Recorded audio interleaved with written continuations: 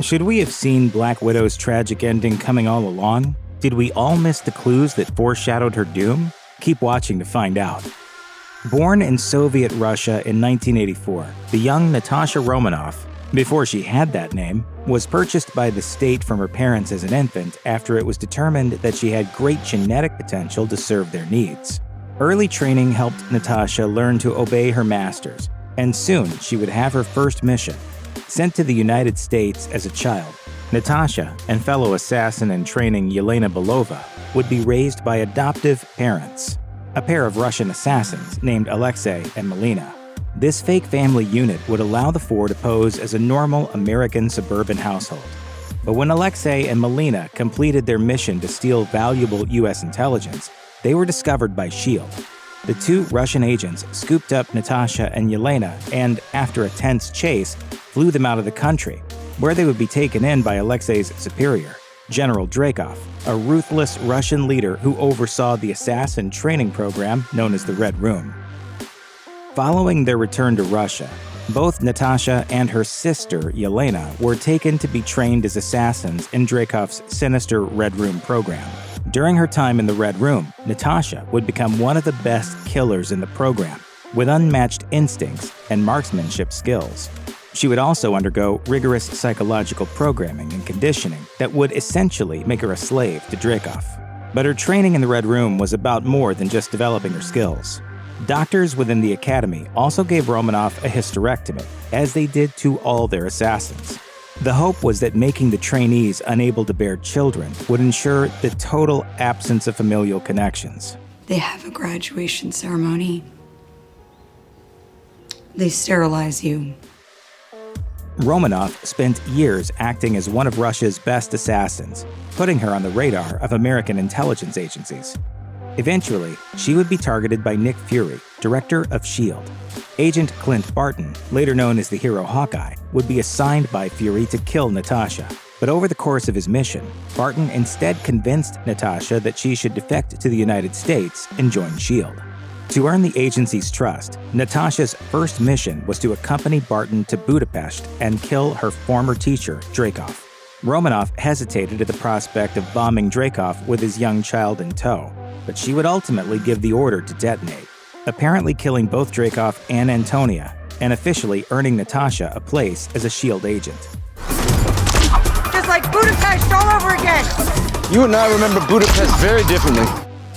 Now in the employ of S.H.I.E.L.D., Romanoff quickly became one of their best agents and was sent on a number of critical assignments.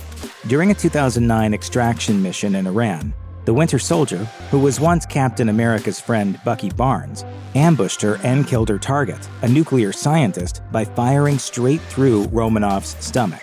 Though she learned little about the Winter Soldier, she knew enough to fear him. One person she knew a lot about was the future Avenger called Iron Man.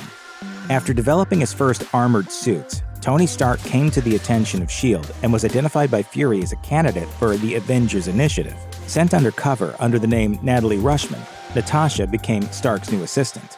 Assigned to keep tabs on the budding hero, Romanoff would eventually reveal her identity as a S.H.I.E.L.D. agent when Stark came into conflict with Ivan Vanko, and she aided him in stopping the new armored villain. However, the intelligence gathered by Romanoff on her mission led Fury to the conclusion that Stark was not suitable for his planned super team, deeming the billionaire volatile, self-obsessed, and a poor team player. Textbook narcissism. Agreed? In 2012, Nick Fury gathered the superheroes who would later be known as the Avengers. Romanoff was sent to India, where she located Bruce Banner, a scientist with expertise in gamma radiation, who also happened to be the human identity of the monster known as the Hulk. Convincing Banner to help S.H.I.E.L.D. locate the Tesseract, Romanoff got Banner aboard Fury's helicarrier, where the two of them joined up with Tony Stark, Thor, and Steve Rogers, aka Captain America. After capturing Loki in Germany, however, the team began to fracture. Natasha was able to trick Loki into revealing his plans to set off Banner's transformation into the Hulk, but was unable to prevent it, following an argument with Fury and the other heroes. Banner did transform, and the Hulk smashed his way through even the mighty Thor. But when Loki used the Tesseract to bring an invading alien army to Earth, the team began to gel, and Natasha joined them in the fight against the invading Chitauri warriors. After saving the day, Romanoff and the newly formed Avengers went their separate ways, but they were now the world's mightiest team of superheroes. 2 years after the Battle of New York, when Georges Batroc led a group of terrorists in an attack on the SHIELD carrier Lemurian Star, Romanoff retrieved classified files while Steve Rogers took out the enemy soldiers. From that intel, Romanoff, Fury, and Rogers uncovered evidence that SHIELD was being secretly run by the remnants of the terrorist organization known as HYDRA, and planned on deploying 3 new helicarriers that would allow them to take over the planet. Romanoff was faced with a fateful decision. If she exposed SHIELD and HYDRA to the public, she'd also be exposing her own past. Between her loyalty to Fury and her friendship with Steve Rogers, however, it wasn't a hard choice. Alongside Rogers and new hero Sam Wilson, she helped defeat HYDRA and take down SHIELD for good.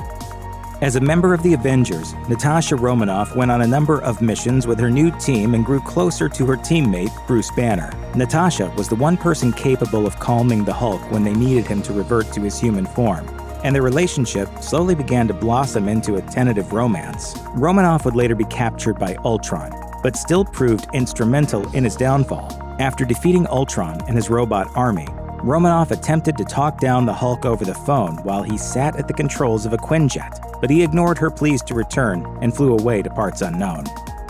After Ultron's defeat, Romanoff found herself an elder statesman on a new team of Avengers that now included Wanda Maximoff, the android Vision, and Sam Wilson, the Falcon.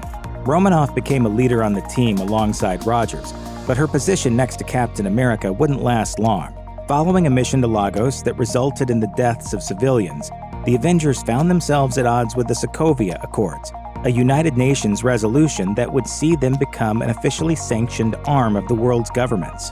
Romanoff advocated going along with the order, but Rogers, Wilson, Maximoff, and Clint Barton split with the team and went on the run.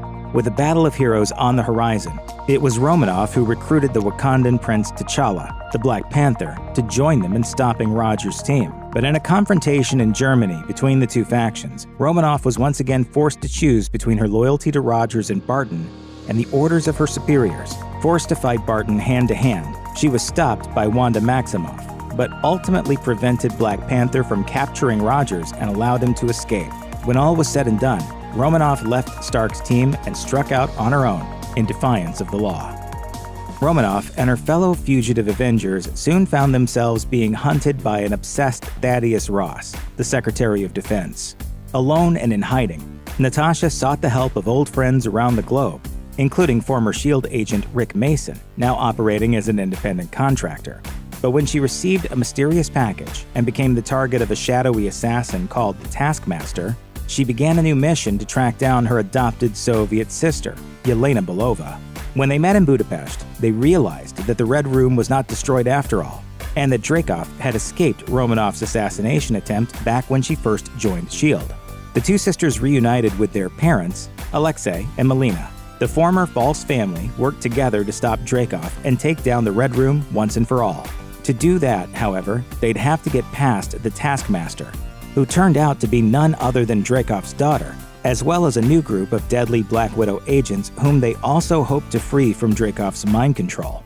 The plan succeeded, the Red Room was destroyed, and Dreykov was killed by Belova. But it also put Romanoff back on Ross's radar. He arrested her, but she escaped his custody with ease and went on a mission to spring the others from jail. It's funny, my whole life I didn't think I had any family. Turns out I got 2. Still a fugitive from the government and still being hounded by Ross at the start of Avengers Infinity War, Romanoff joined Rogers and Wilson as an underground team of heroes. But in 2018, the interstellar tyrant Thanos sent his Black Order to Earth to steal the Mind Stone, one of the 6 Infinity Stones Thanos required to wipe out half of all existing life forms, and which happened to reside in Vision's head. With fellow heroes Iron Man, Spider-Man, and Doctor Strange unexpectedly off-planet, Romanoff and her team stepped forward to help defend their planet once again. Reunited with Bruce Banner, Natasha began assembling forces and making plans to prevent Thanos from retrieving the Mind Stone.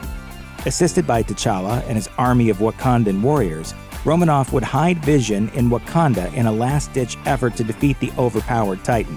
Several Avengers helped Natasha and her forces in their valiant defense of Vision, but in the end, Thanos simply proved too much for them. He took the Mind Stone and with a snap of his fingers, eliminated half of all life in the universe. Retreating to the Avengers compound back in upstate New York, Romanoff, Rogers, and the other heroes who survived the snap licked their wounds. Even taking their revenge on Thanos didn't help matters. The Infinity Stones had already been destroyed, and the damage was done. Natasha took on a leadership position in the Avengers, coordinating global recovery efforts and assisting cosmic heroes like Rocket Raccoon and Captain Marvel. But 5 years after the snap, the pressures of leadership and the trauma of loss were clearly starting to take their toll.